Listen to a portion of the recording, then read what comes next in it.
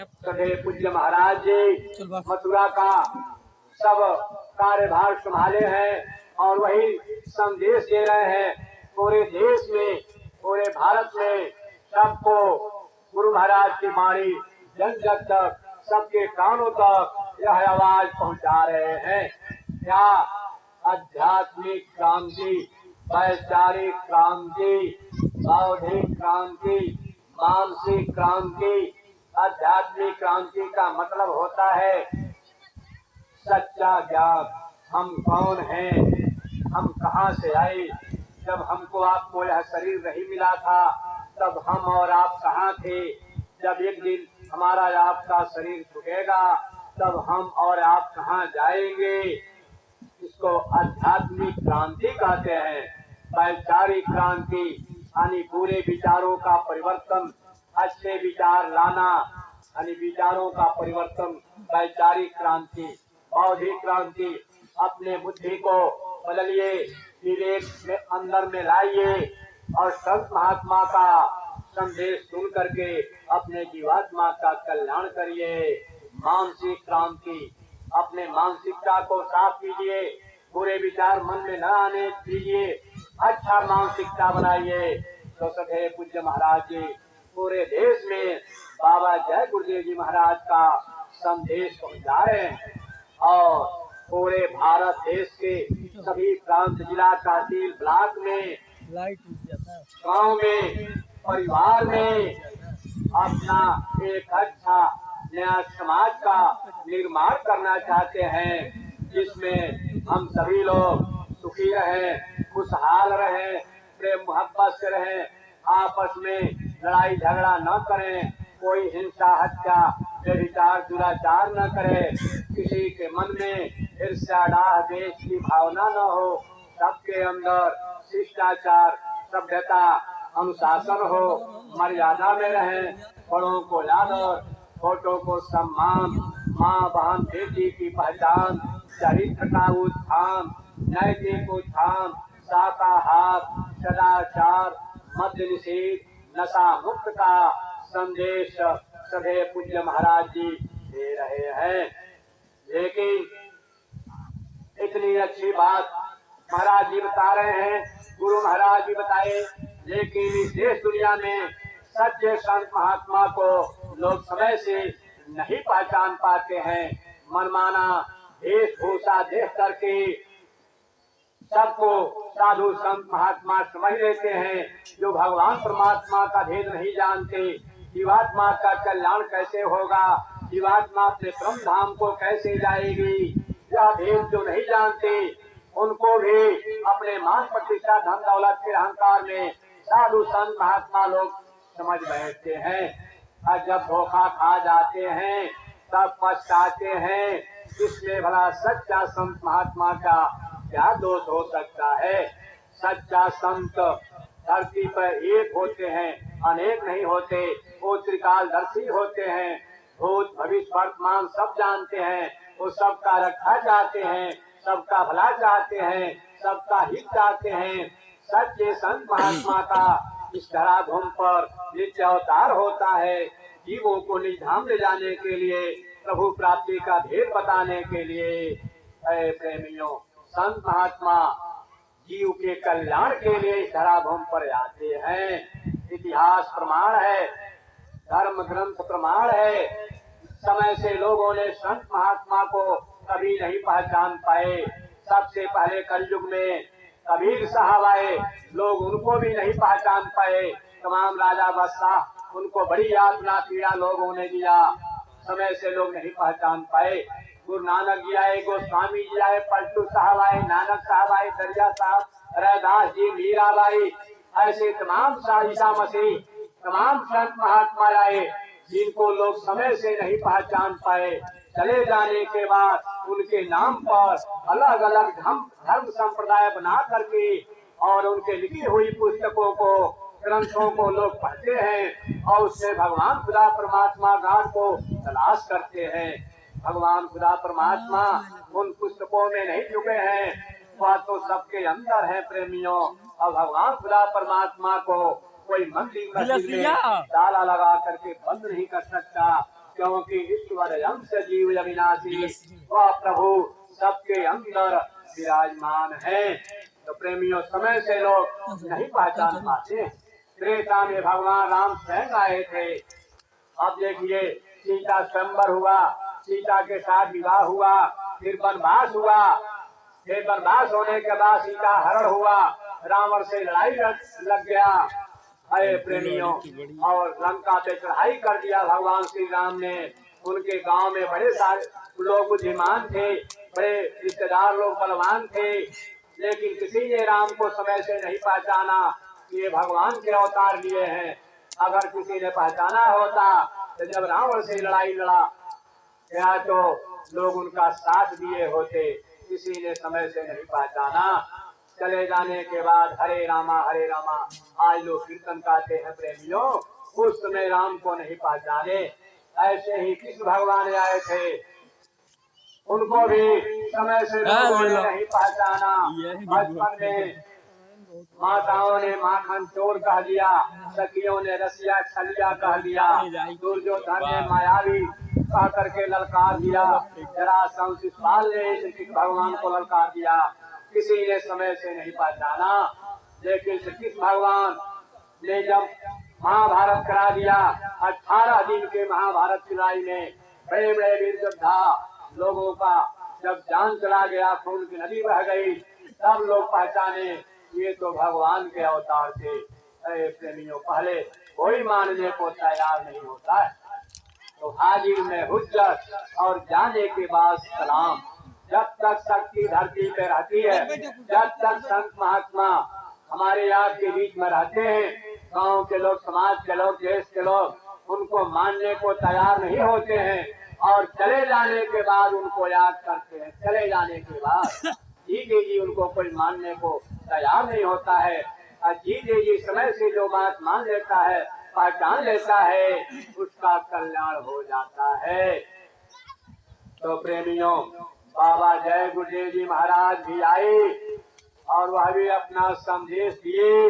अब नहीं है, अब लोग याद कर रहे हैं कि बाबा जय गुरुदेव जी ने जो बात कहा, जो प्रचार किया, वह सब अब सामने आ रहा है। अरे प्रेमियों, अब गुरु महाराज का चर्चा अब लोग कर रहे हैं। अब लोग मथुरा भाग रहे हैं, सितौरा भाग रहे हैं। जिन्होंने पहले ध्यान नहीं दिया प्रेमियों, अब लोग भाग रहे हैं क्योंकि समय मजबूर कर दिया। प्राकृतिक का संतुलन बिगड़ चुका है, धरती चरम सीमा पाप बढ़ गया है। अब चारों तरफ हाहाकार मचने वाला है। ऐसे समय में कौन बचाएगा, कैसे रक्षा होगा? जब चारों तरफ हाहाकार मचता है, कोहराम मचता है, तो लोगों के अंदर एक ऐसी चीज की तलाश होती है जहाँ सबको शांति का सुकून मिले, ठंडक मिले, शांति का संदेश मिले। तब त्राहिमाम धरती पे मचने वाला है और मचा हुआ है। कौन रक्षा करेगा, कौन बचाएगा? बाबा जय गुरुदेव जी महाराज ने बहुत पहले कहा कि ऐसे समय में एक नाम से सबका रक्षा होगा। वह नाम है जय गुरुदेव। जय गुरुदेव नाम से ही सबका रक्षा बचाव होगा। इसी नाम से सबका कल्याण होगा। प्रेमियों, बाबा जी ने यह बहुत पहले भविष्यवाणी किया। तो प्रेमियों, अब हमको आपको यह विचार करने की बात है, यह सोचने की बात है। दिन प्रतिदिन आपके सामने देश दुनिया का हालात बिगड़ता चला जा रहा है। आगे क्या होने वाला है किसी को कोई पता नहीं। गुरु महाराज ने कहा था कि जो स्वप्न में आप लोगों ने सोचा नहीं होगा, वैसा आपके सामने दिखाई देगा। रात को सोएंगे तो कुछ और देखेंगे, सवेरे उठेंगे तो कुछ और देखेंगे। ऐसा भारी परिवर्तन होगा जो आपके दिलो दिमाग में नहीं होगा। गुरु महाराज ने कहा कलयुग में कलयुग जाएगा, कलयुग में सतयुग जाएगा। ऐ प्रेमियों, तो प्रधान जाय देव ऋषि वाणी, संत वचन पलटे नहीं, अब पलट जाए ब्रह्मांड। संत महात्मा की वाणी कभी झूठी नहीं होती, क्योंकि बाबा जी ने कहा था सन 1970 में आगे एक प्रतापगढ़ में सत्संग सुनाते हुए कहे थे, आगे एक ऐसी भयंकर बीमारी महामारी आएगी जिसका दवा नहीं मिलेगा, डॉक्टर बीमारी पहचान नहीं पाएंगे, अस्पताल छोड़ करके भागेंगे। अरे प्रेमियों, इस समय प्रचार इन प्रेमियों से गुरु महाराज करा रहे थे। बड़े बड़े बुद्धिमान बुद्धिजीवी लोग, समाज के पढ़े लिखे लोग, अपने डिग्री के अहंकार में, धन के अहंकार में लोगों ने कहा, अरे ये जय गुरुदेव वाले प्रचार करते हैं, बीमारी आएगी बीमारी आएगी। इतनी सारी डिग्रियां हैं, इतने सारे डॉक्टर हैं देश में, और कैसा भी बीमारी आएगी वो ठीक कर लेंगे। इतना देश है, सबसे ज्यादा डॉक्टर इटली में पाए जाते हैं। अरे प्रेमियों, जब इटली में कोरोना नाम का बीमारी आई तो जैसे भी से लाश दफनाया गया, पति का लाश पत्नी नहीं छुई, और पत्नी का लाश पति नहीं, बाप का लाश बेटा नहीं, और बेटा का लाश बाप नहीं। अरे प्रेमियों, जहाँ सबसे ज्यादा डॉक्टर हैं वहाँ का ये हालत हुआ। प्रेमियों, तो बाबा जय गुरुदेव जी महाराज का एक एक संदेश, एक एक वचन अब आपको आगे सुनने को देखने को मिलेगा। गुरु महाराज ने ये भी कहा था कि हाहाकार मचेगा, बीमारी आएगी, और सत्संगियों का नुकसान हुआ। अगर सत्संगियों का नुकसान हुआ तो फिर रक्षा किसका होगा? लेकिन अब जब आप लगे रहेंगे तब, प्रेमियों लगे रहेंगे तब। प्रेमियों, ये संत महात्मा की वाणी है, संदेश है। आगे का समय ठीक नहीं है, आगे बड़ी खराब समय आ रहा है। अभी आपने क्या देखा, ऐसी नई नई बीमारी, महामारी, प्राकृतिक आपदा, विपदा, भूकंप, भूचाल, शोर और हड़ताल, भूखमरी, महंगाई, अभी आपने कुछ नहीं देखा। अभी तो आगे आ रहा है जो बाबा जी ने इशारा किया। प्रेमियों, अब वह समय नहीं काटा जा रहा है, बस 2-4 साल संदेश संकेत मिला है, और आप इंतजार करने, फिर देखना इस देश का नजारा क्या होगा। गुरु महाराज ने कहा, ऐसी स्थिति में आप किसी रंग बिरंगे झंडे के पीछे नहीं भागेंगे, अपने झंडे को मजबूत कर लेना। ये जय गुरुदेव नाम जो झंडा है, इसी झंडे के नीचे सबको झुकना पड़ेगा, ऐसी झंडे के नीचे सबका गुजारा होगा। एक जय गुरुदेव नाम का झंडा लहराएगा देश में, और महात्माओं द्वारा जो भारत में संविधान बनेगा, सारे देश और संविधान मानने को तैयार होंगे। प्रेमियों, आज जो हिंसा हो रहा है, गाय तो गाय इस देश में एक मुर्गी नहीं कटने पाएगी। आगे जब महात्माओं का संदेश आएगा, महात्माओं के हिसाब से जब राजकाज चलने लगेगा, एक भारी परिवर्तन होगा। प्रेमियों, देश की व्यवस्था बदल जाएगी। तो समय पे महाभारत हुआ, समय पे रावण मारा गया, समय पे कंस मारा गया, तो हमको आपको भी समय का इंतजार करना पड़ेगा। तो देखिए, परम पूज्य गुरु महाराज पूरे जीवन में उन्होंने 60 वर्ष संदेश दिया, 60 वर्ष वो लगातार सत्संग सुनाए। मुख्य बातें क्या था? एक तो गुरु महाराज ने कहा कि जय गुरुदेव नाम प्रभु का। दूसरा उन्होंने कहा कि जिस देश में हम रहते हैं, इस देश का नाम है मृत्यु लोक। यहाँ लोग मरते हैं, जन्मते हैं, मरते हैं और जन्मते हैं। यह मरने का अड्डा है, इसका नाम मृत्यु लोक है। यह देश अपना नहीं, ये घर अपना नहीं है, अपना सच्चा घर कहीं और है। उस देश में चलने की तैयारी करिए। और गुरु महाराज ने अपना आध्यात्मिक परिचय भी बताए कि हम आए वही देश से, जहाँ तुम्हारो धाम, तुमको घर पहुँचावना एक हमारो काम। हम उस देश से आए हैं जहाँ आपका सच्चा घर है, और उस घर में पहुँचाने के लिए, ले जाने के लिए हम आए हुए हैं। गुरु महाराज ने कहा, अपना परिचय बताए प्रेमियों। और भौतिक बात में उन्होंने अपना परिचय बताया।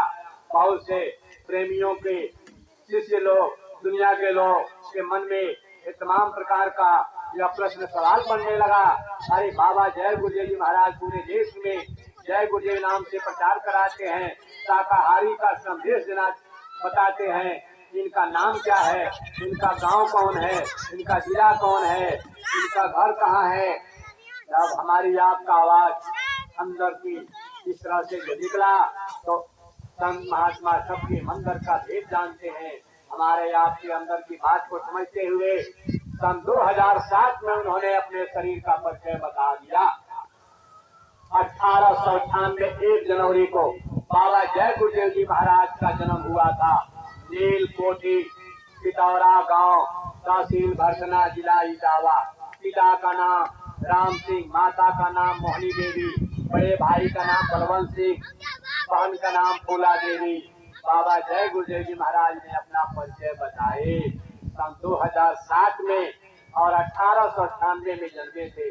60 वर्ष सत्संग सुनाए और जाने के 5 वर्ष पहले अपना परिचय बताए। 5 वर्ष 55 वर्ष तक अपना परिचय नहीं बताए कि मेरा नाम क्या है, मेरा गांव कहाँ है, मैं किस परिवार का रहने वाला हूँ।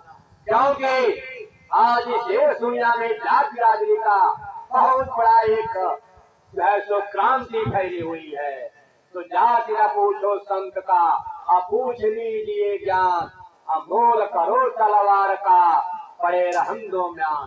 जाति पात पूछे ना कोई, हरि का भजे सो हो हरि का होई। संत महात्मा या संदेश देते हैं ये भी जाति बिरादरी के लफड़ा में नहीं फंसना चाहिए। जात बिरादरी के लफड़ा पढ़ने वाले कभी न भजन कर सकते, न भक्ति कर सकते, न प्रभु को पा सकते। क्योंकि जो प्रभु के हो जाते हैं उनकी एक जाति हो जाती है, भक्त की जात हो जाती है, सत्संगी की जात हो जाती है, प्रेमी प्रेमियों उनकी कोई अपना निजी जाति नहीं रह जाता है। एक ही जाति उनकी कि भगवान के भक्त, बस एक ही परिचय उनका रह जाता है। जो जब तक इस जात बिरादरी के लफड़ा में पड़े रहते हैं उनका कल्याण नहीं हो सकता।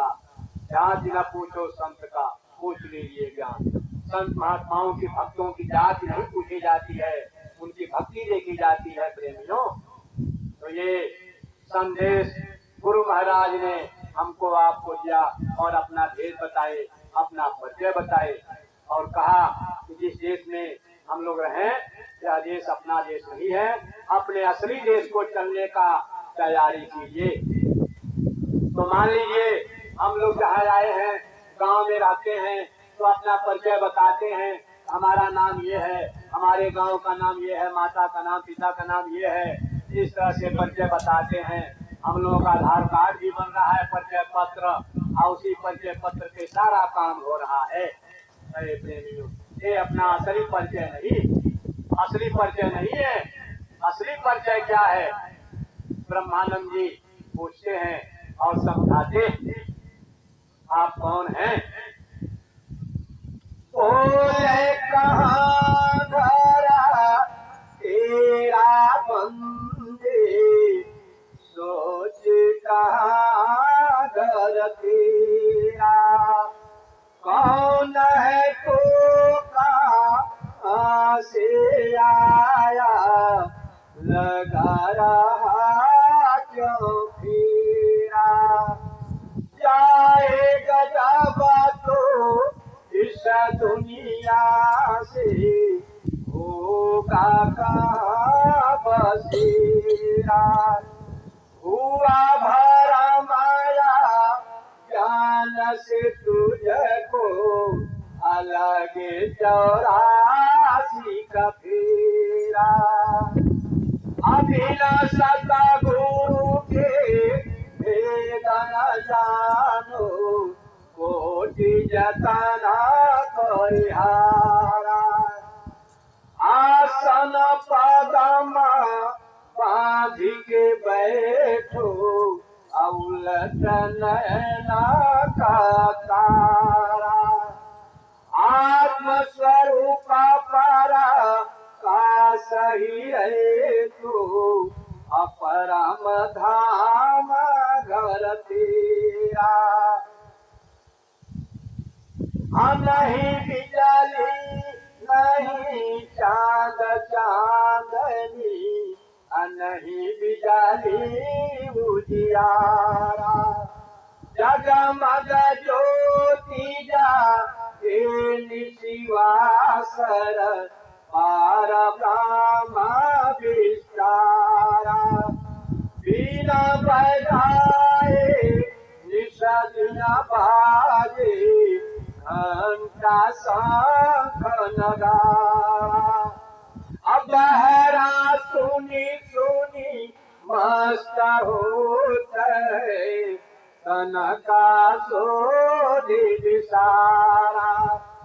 अबिना भूमि का महल बनाए सामे पुरुषा कर तारा।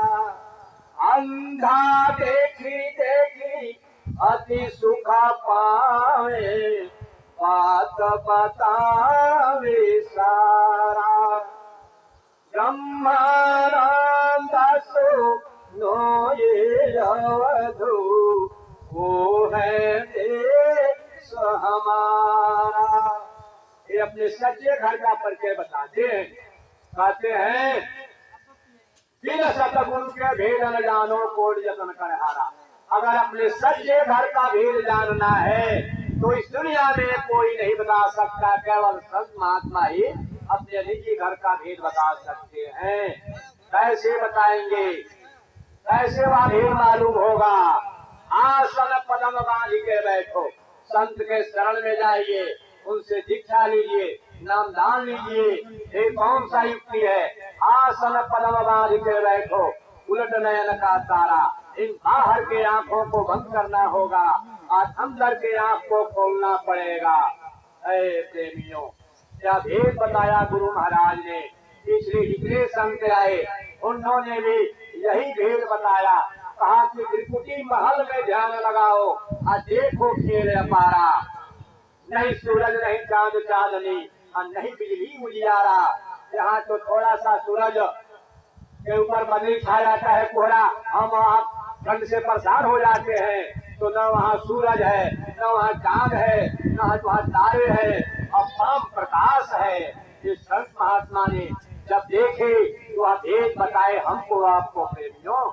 वह बताते हैं, कहते हैं बिना बजाए निश्चित बाजे घंटा शंख नगाड़ा। हम और आप दुनिया के लोग भजन भक्ति गाते हैं, ढोल मजीरा लेकर खूब गाते हैं, खूब बजाते हैं। अरे प्रेमियों, वहाँ बिना बजाए निश्चित बाजे ओ प्रभु परमात्मा के दरबार में निरंतर वह बाजे घंटा शंख का आवाज। 24 घंटा वह आवाज आ रहा है हमारे आपके शरीर में, लेकिन सुनाई नहीं देता है। इन कानों से नहीं सुनाई देगा, इन बाहर के आंखों से नहीं दिखाई देगा। इसके लिए संत महात्मा से युक्ति लेकर के जब ध्यान भजन करेंगे, अंदर आत्मा की आंख खुलेगी, तब जा करके हमको आपको सुनाई देगा। प्रेमियों, जब जिन जिन संत महात्माओं ने देखा और उस आवाज को सुना, अपने धर्म ग्रंथों में लिखा और अपने शिष्यों को बताया, धीरे धीरे त्रिकालदर्शी महात्मा के पास लोग जाना छोड़ दिए। अब उस भेद को बताने वाला कोई नहीं। अब उसको पढ़ करके लोग नाना अर्थ लगा लिए और बाहर का लोहे का पीतल का घंटा बना लिया, अपने हाथ से ईंट पत्थर जोड़ करके मंदिर बना दिया और नदी समुद्र से वो नकली शंख ला लिया और नकली शंख मंदिर में जाके फूकने लगे और पीतल का लोहे का घंटा बजाने लगे। ये तो भेद था, अंदर की बात थी। महात्माओं ने अंदर में बताया था और लोगों ने बाहर में बना दिया। तभी से असली छूट गया और नकली में दुनिया के लोग फंसे हुए हैं। प्रेमियों, तो संत महात्मा सच्ची बात बताते हैं कि हमारा आपका सच्चा घर कहाँ है। आपके धर्म पुस्तक में लिखा है, गोस्वामी जी ने लिखा एक प्रसंग, भूषण जी सत्संग सुनाते हैं। उन्होंने जीवों की लीला क्या समझाया। सुनहु ताते अकथ कहानी असमुझत बनई न जाई बखानी। ईश्वर अंश जीव अविनाशी अचेतन अमल सहज सुख राशि।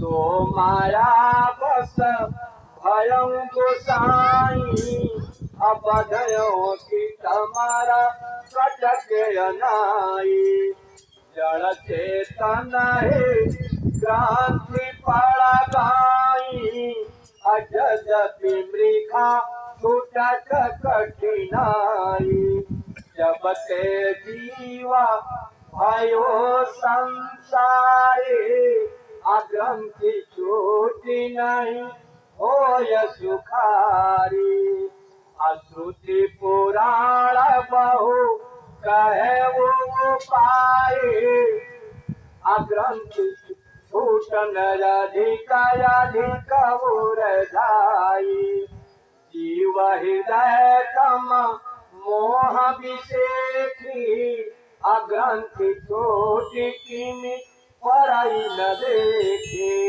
अस संजोग ईश जब कराई अतबहु कदाचित सो निरुहरई। एक काग जी सत्संग सुना रहे हैं। सुनहु तात यह यकट कहानी समुझत बनई न जाय बखानी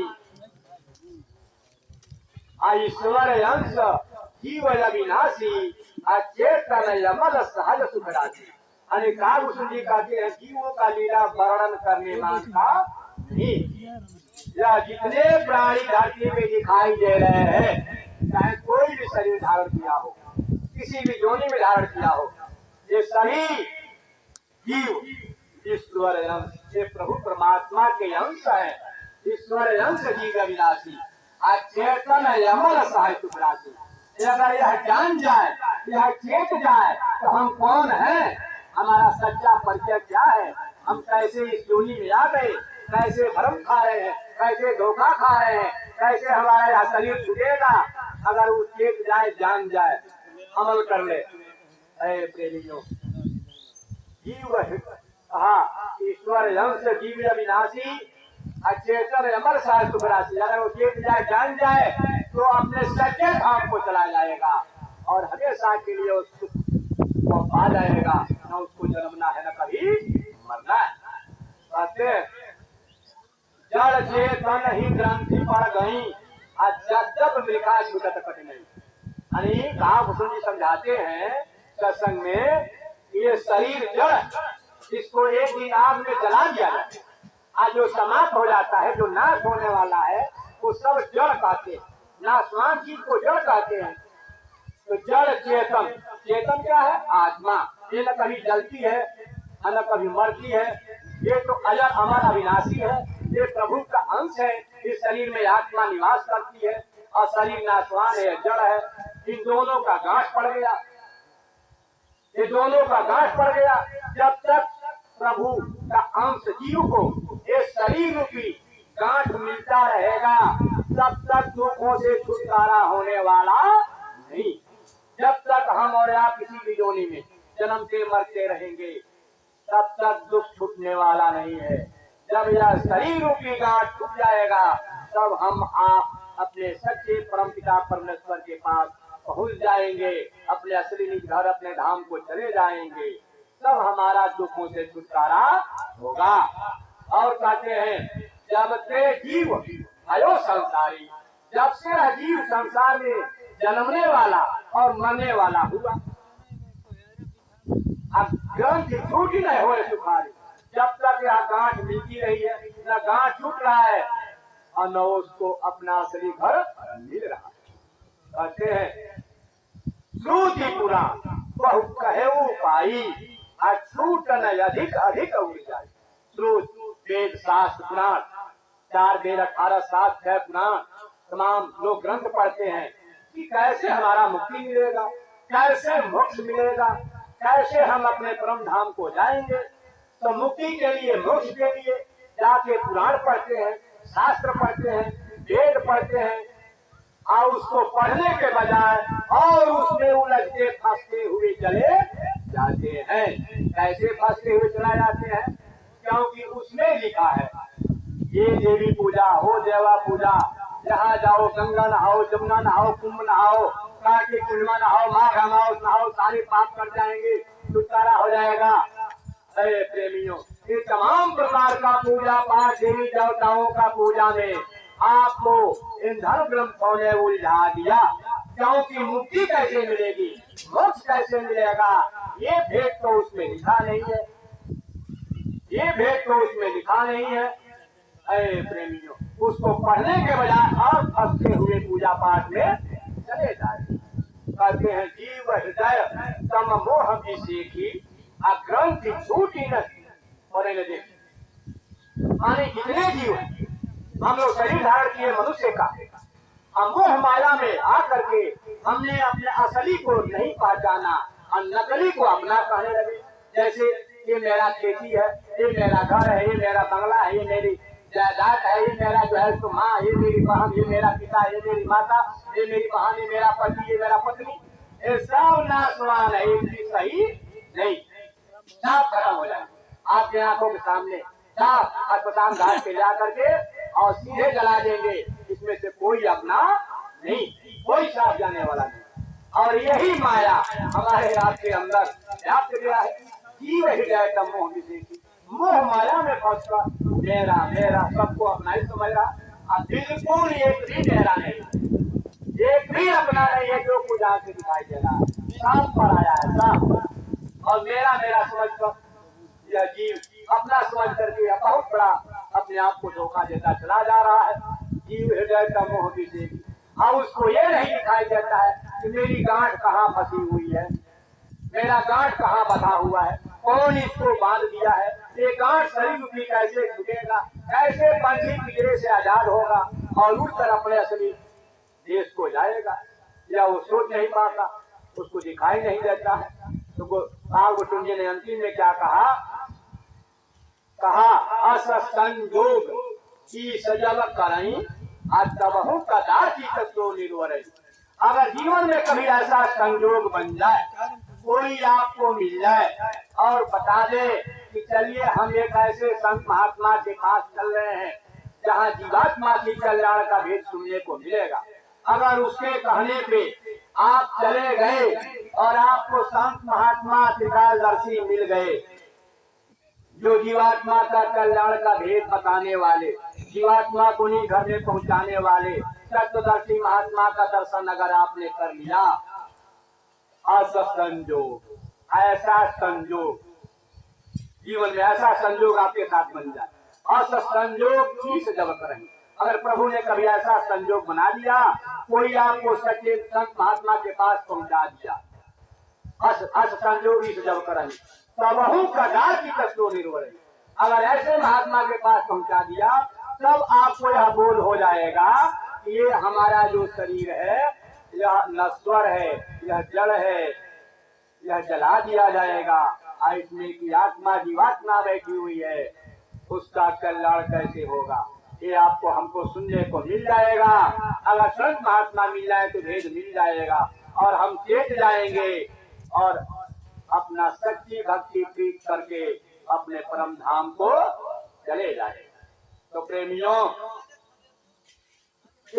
हम लोग मानने को तैयार नहीं है, हम दुनिया के लोग मानने को तैयार नहीं है तो हम ईश्वर के अंश हैं। एक राजा का लड़का छत से गिर गया और जब छत से गिर गया नीचे तो उसके सीर में चोट आ गया। अब किसी तरह से जब होश में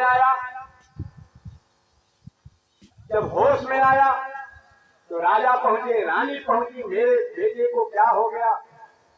अब वो लड़का रोने लगा, क्योंकि तेज चोट लगने से उसकी स्मरण शक्ति, सीन में जो चोट लगा था वो खत्म हो गई, उसकी याददाश्त खत्म हो गई।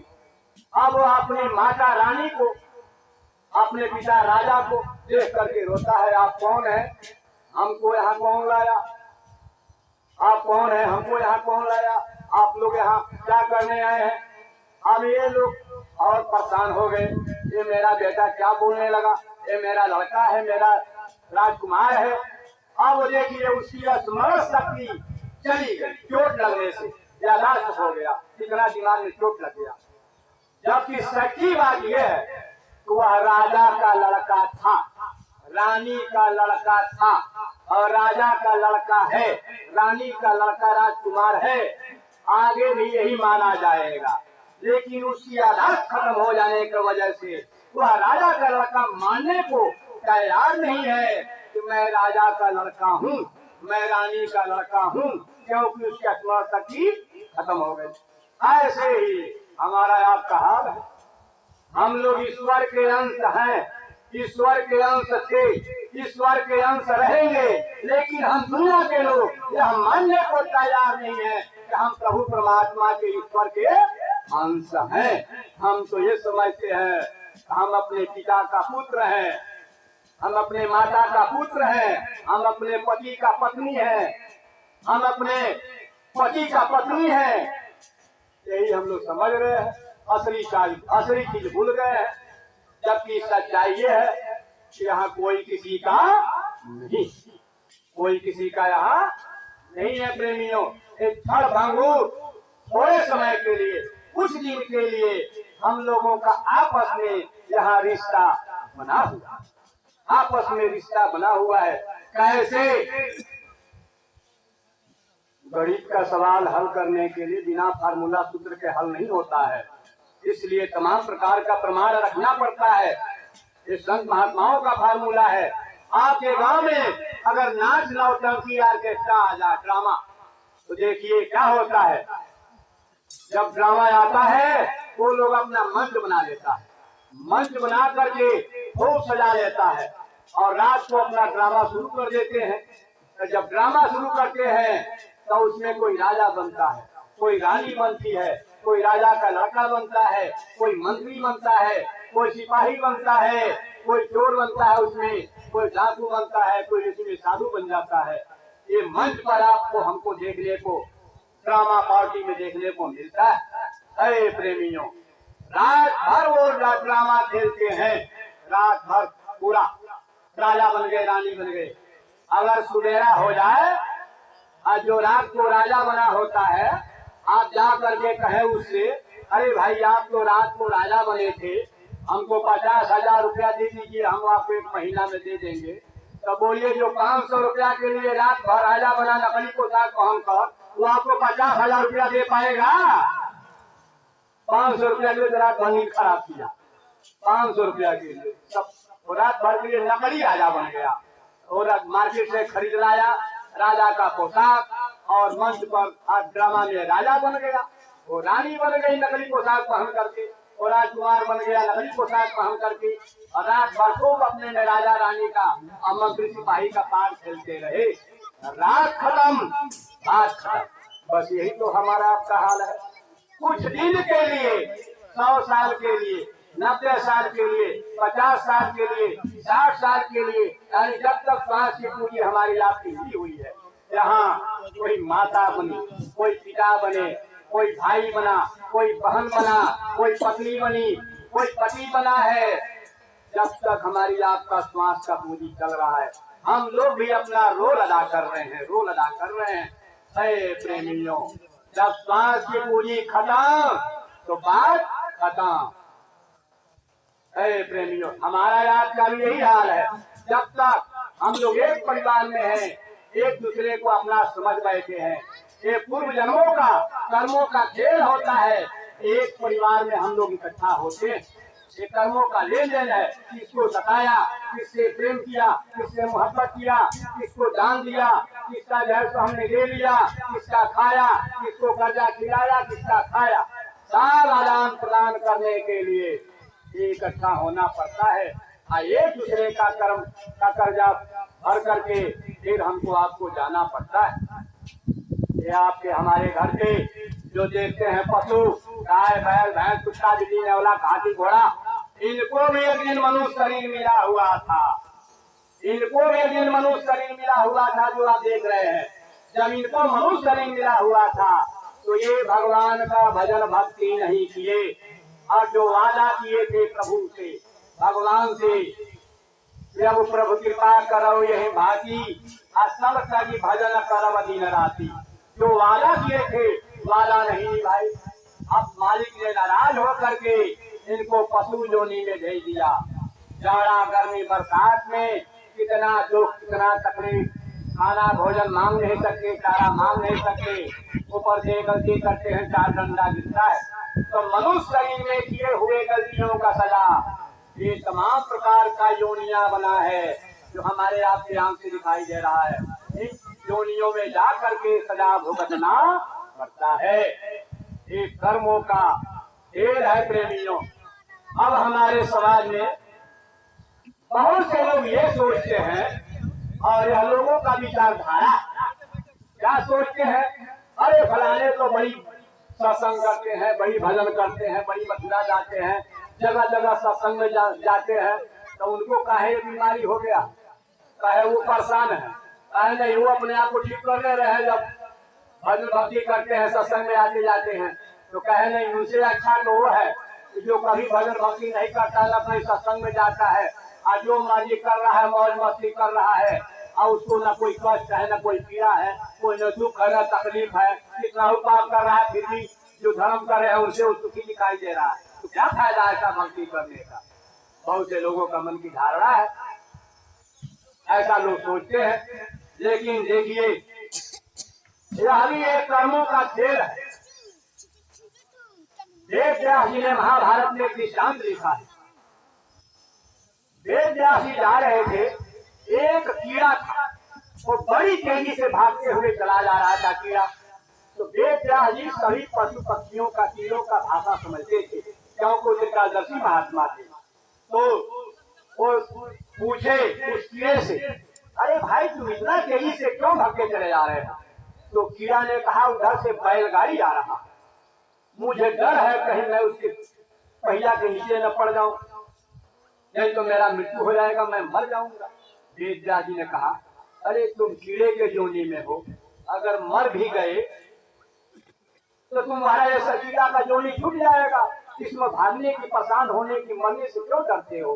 कहा इसलिए डर रहा हूं मैं इससे भी नीचे जोनी में मैं न चला जाऊं, इसलिए मैं डर रहा। तब वेद व्यास जी ने कहा कि देखो तुम डरो नहीं, तुम भागो नहीं, मौत तो एक दिन आनी है, मौत तो एक दिन आनी है, कहाँ भाग करके जाओगे? मैं वादा करता हूँ कि तुमको इससे भी अच्छा जोनी में पहुंचा दूंगा, तुम भागो नहीं। अब उसको भरोसा हो गया, वो जानबूझ करके, और बैलगाड़ी आ रहा था और गया, अब फिर उसके पहिए के नीचे आ गया, उसकी शरीर छूट गई। वेद व्यास जी ने वादा किया, फिर जब वह शरीर छूटा तो कौवे के जोनी में आया, और कौवे के जोनी में आया। वेद व्यास जी फिर जाकर भाषा में समझाए कि तुम कहाँ थे, वह शरीर छूटा। फिर वो दूसरे पक्षी के जोनी में गया, वहां भी वेद व्यास जी गए। फिर सियार के जोनी में गया, वहां भी वेद व्यास जी गए। जब जब वो शरीर धारण करता रहा, वेद व्यास जी जा करके उसके शरीर को त्यागते रहे, वो शरीर छोड़ता रहा। अंत में ये शरीर छोड़ते और जन्मते मरते वह एक दिन ब्राह्मण के घर पैदा हुआ, ब्राह्मण के घर पैदा हुआ, वही कीड़ा जो मिला था। तो जब ब्राह्मण के घर पैदा हुआ तो अभी वो मात्र 5 साल का था, 5 साल। एक नंद भद्रा नाम के ऋषि, उन्होंने वेद व्यास जी से पूछा कि संसार में ऐसे बहुत से लोग हैं जो पाप करते हैं, दुराचारी हैं, फिर भी वो सुखी क्यों है? क्यों सुखी है? क्यों सुखी है? पापी लोग भी संसार में क्यों सुखी है? तो वेद व्यास जी ने कहा, चला ब्राह्मण के घर 5 वर्ष का एक लड़का है, बच्चा है, आप जाइए, आपका प्रश्न का उत्तर वही देगा। और वही कीड़ा जो तमाम शरीर धारण करते हुए, छोड़ते हुए वो अपना शरीर पाया था ब्राह्मण घर, 5 वर्ष का। वहां पहुंचे नंद भद्रा और जाकर अपना सवाल किए, तो 5 वर्ष के लड़का ने जवाब दिया। जब महात्माओं का खेल, महात्मा किसको कहां पहुंचा दें? अरे प्रेमियों, 5 वर्ष का वही लड़का जवाब दिया नंद भद्रा ऋषि को कि देखिए संसार में जितने भी लोग आए जन्मे, चाहे स्त्री हो चाहे पुरुष, 4 प्रकार के लोग होते हैं, 4 प्रकार के लोग। एक तो वे होते हैं जो इस लोक में सुखी, इस लोक में, इस धरती पे आपके हमारे देखने में बहुत सुखी हैं, लेकिन परलोक में उनको दुख ही दुख मिलेगा, दुख ही दुख मिलेगा। केवल यहाँ सुखी है। एक तो वे लोग होते हैं जो यहाँ बहुत दुखी, बड़ी परेशान है, बड़ी कष्ट झेल रहे हैं, तमाम प्रकार की उनके सामने परेशानियां हैं, यहाँ तो दुखी है, लेकिन परलोक में उनको सुख मिलेगा। यहाँ दुखी है लेकिन परलोक में उनको सुख मिलेगा। ये तो वे लोग होते हैं कौन, जो यहाँ आपको सुखी दिखाई दे रहे हैं, आज जब शरीर छूटेगा तब परलोक में भी वो सुखी रहेंगे। एक वे लोग होते हैं जो यहाँ दुखी दिखाई दे रहे हैं, बहुत परेशान, हर बीमारी परेशानी गरीबी से परेशान दिखाई दे रहे हैं, यहाँ भी दुखी हैं और परलोक में भी दुखी रहेंगे। परलोक में तब उन्होंने कहा इन चारों अलग अलग समझाइए, आखिर यहाँ दुखी है तो फिर वहाँ क्यों सुखी है। उन्होंने कहा ऐसे लोग जिनका पूर्व जन्म में दान दिया, मान सम्मान के अहंकार में दान दिया, हम इतना रुपया दे देंगे इस यज्ञ में, हम यहाँ इतना दे देंगे, और अहंकार में दान पुण्य खूब किया, लेकिन अंदर से भाव नहीं रहा, अंदर से भक्ति नहीं रहा, प्रेम नहीं रहा। पैसा तो था, खूब दान दे दिया, और जब दान दे दिया तब उनको दोबारा शरीर मिला, तो जितना दान दिया उनके कर्म खाते में है, दान दिया है तो उनको तो इस जन्म में मृत्युलोक में सुख तो मिलेगा, लेकिन अंदर से भाव नहीं था, भक्ति नहीं थी, इसलिए उनको यह बोध नहीं है, यह ज्ञान नहीं है कि ये कौन सा कर्मों का फल है कि मैं इतना सुखी हूँ, अब हमको क्या करना चाहिए, इस चीज का ज्ञान नहीं है। पूर्व कर्मों का दान से, पूर्व कर्मों का फल से यहाँ सुखी है, लेकिन फिर भी पाप कर रहे हैं, पाप कर रहे हैं। तो यहाँ तो सुखी है, लेकिन शरीर छूटने के बाद उनको नरक 84 मिलेगा, वहाँ दुख ही दुख मिलेगा। वह 5 वर्ष का लड़का समझाया और फिर कहा एक तो ऐसे लोग होते हैं जो हर चीज से परेशान, बात बात से दुखी होते हैं और अपने दुख को देखते हुए, अपने कर्मों को देखते हुए वो भगवान का भजन करते हैं और भक्ति करते हैं। हे प्रभु परमात्मा, हे ईश्वर खुदागार, पता नहीं कौन सा कर्मों का गलती का फल हमें मिल रहा है इस दुनिया में, हमको ये बीमारी, हमको ये परेशानी। अब हम वादा करते हैं कभी कोई गलती बिना पाप हम नहीं करेंगे, हम आपका भजन भक्ति करेंगे, हमको अपने शरण में ले लीजिए, हमको सद्बुद्धि दीजिए ताकि हमसे कोई गलती बिना पाप न हो जाए। अब वह दुखी तो है, लेकिन रात दिन प्रभु परमात्मा का ध्यान करते हैं, आज दुनिया से निराश रहते हैं, उदास रहते हैं, दुनिया में सब कुछ पा करके भी वह यहाँ से निराश रहते हैं, मिट्टी समझते हैं। वो प्रभु का भजन करते हैं, भक्ति करते हैं, तो इस लोक में उनको दुख तो मिल रहा है, लेकिन परलोक में उनको सुख मिलेगा, उनके जीवात्मा का कल्याण होगा, उनको स्वर्ग मिलेगा, उनको वैकुंठ मिलेगा। ऐसे वो जीव है। एक वे जीव होते हैं जो पूर्व जन्मों में बहुत सारा धन दान किया, लोगों को पैसों दान दिया, लोगों को परोपकार के भावना से अपना धन खर्चा किया, और जब यहाँ दोबारा उनको शरीर मिला तो उनको यह ज्ञान है कि हमने पूर्व जन्म में बड़ा अच्छा कर्म किया था, तब हम आज सुखी हैं, और इस जन्म में भी उनको ज्ञान है तो पूर्व जन्म में भी किया दान पुण्य संत समागम और भगवान का गुणगान किया, और इस जन्म में भी कर रहे हैं। ऐसे लोग 5% ही पाए जाते हैं जो पूर्व जन्म में भी अच्छा कर्म किया और इस जन्म में तमाम धन संपदा होते हुए भक्ति भावना में लोग जुटे रहते हैं, ऐसे बहुत कम लोग होते हैं। वो बालक समझाया चौथा वे लोग होते हैं कि पूर्व जन्म में भी दुख झेला, कष्ट पाया और न भगवान का भक्ति किया न भजन किया, और फिर आए आज यहाँ इस जन्म में भी परेशानी, दुख, भिखमंगा, कष्ट, पीड़ा, दूसरे का जो है तो सहारे अपना जीवन बिताना, मांग करके खाना, न पहले भजन किया न जब भजन कर रहा है, तो इस लोक में भी दुखी और परलोक में भी दुखी। 4 प्रकार के लोग होते। वह बालक समझाया और वो बालक आगे चल करके बहुत बड़ा विद्वान हुआ। और जब उसका शरीर छूटा तो वह मैत्रेय ऋषि के नाम से फिर दूसरा शरीर पाए। उनका धर्म ग्रंथों में लिखा है मैत्रेय एक ऋषि थे, बड़ी ज्ञानी। अरे प्रेमियों, तो ये कर्मों का खेल है। कौन क्या है, कौन कहाँ जाएगा और कौन कहाँ से आया है, ये संत महात्मा ये भेद बताते हैं, समझाते हैं और जीव का कल्याण का रास्ता पर ले जाते हैं।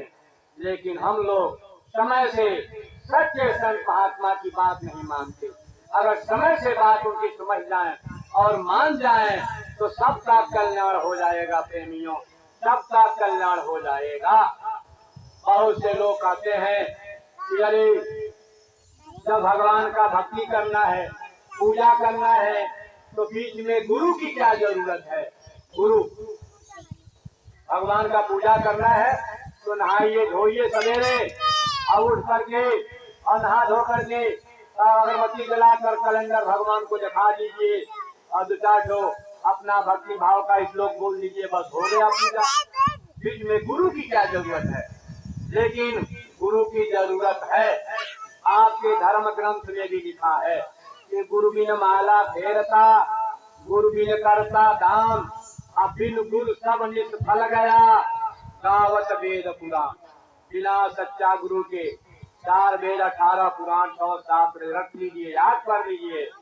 लेकिन अगर आपने सच्चा गुरु नहीं किया तो जीवात्मा का कल्याण होने वाला नहीं है, जीवात्मा का कल्याण होने वाला नहीं है। क्योंकि बिना गुरु के जिन्होंने भक्ति किया उनका भी धर्म ग्रंथों में प्रमाण है। बिना गुरु के सुखदेव जी भक्ति किए थे, बिना गुरु के नारद जी रहे थे, उनको भी गुरु बनाना पड़ा। नारद जी थे वह भी गुरु नहीं बनाए थे, तो विष्णु भगवान ने कह दिया कि आपने गुरु तो किया ही नहीं, आप निगुड़ा है। एक निगुड़ा के सिर पे लाख पापियों का हाथ। प्रेमियों, इसीलिए हमारे समाज में हमारे पूर्वज, आपके पूर्वज, कुछ दिन पहले की बात है, जब किसी नौजवान का शादी विवाह होता था, जब घर में बहू आती थी तो लोग गुरमुख कराते थे। गुरमुख आप गुरमुख कराने के बाद उसके हाथ से खाना, उसके हाथ से पानी पीते थे। ये पहले का रीति रिवाज था, गुरमुख कराते थे।